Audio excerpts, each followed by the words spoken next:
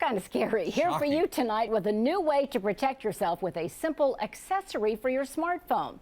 Why do you need protection?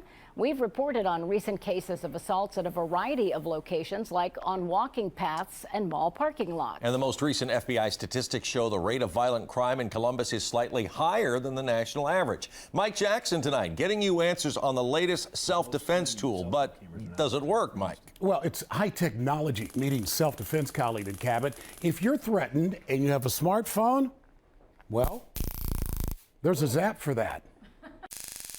This is the Yellow Jacket, a stun gun that's disguised as a case for your smartphone. It was developed by a grad student from LSU after he was attacked twice. Using an expert on self-defense as the mock attacker, the company released a series of scenarios where the Yellow Jacket can come in handy. But does the handheld 650,000 volts do the job? Sergeant Matthew Weekly of the Columbus Division of Police is a senior master taser instructor, one of only 30 in the world. Your evaluation of the Yellow Jacket. It's a great defensive tool. Meaning what? Basically, it's just a deterrent. It's not going to do anything, but basically it's going to either one, scare somebody, or two, it's going to cause a minor setback because of the pain somebody might feel. Weekly says the Yellow Jacket pales in comparison to the tasers used by the Division of Police.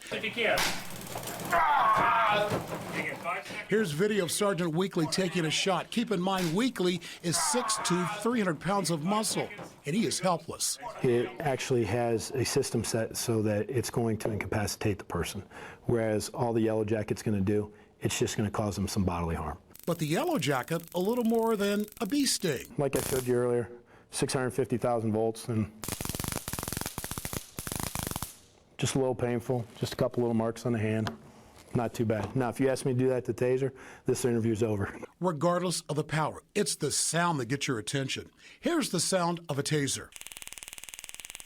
And here's the sound from the Yellow Jacket. So the bark is a little more than the bite, but that bark could be enough to discourage most attackers.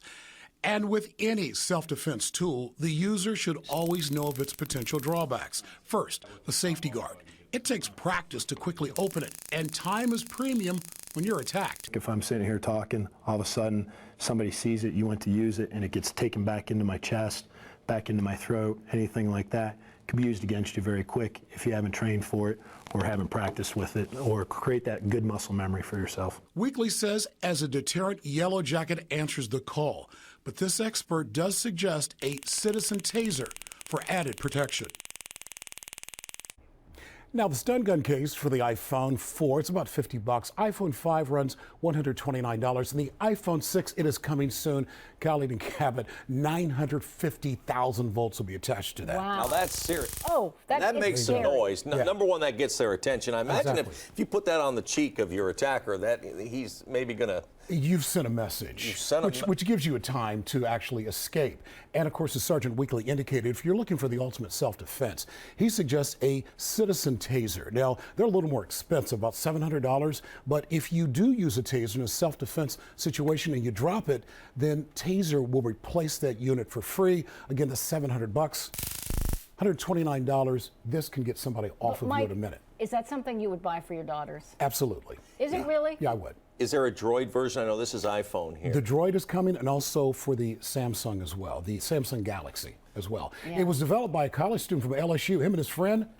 They are making dollar after dollar. Oh, yeah. It took us 7 months to get this. We were on a waiting list just to get this. Very popular right now. Like the Facebook inventors in their dorm room. You're exactly right. It'd be kind of nice under the Christmas tree, wouldn't it? There you go.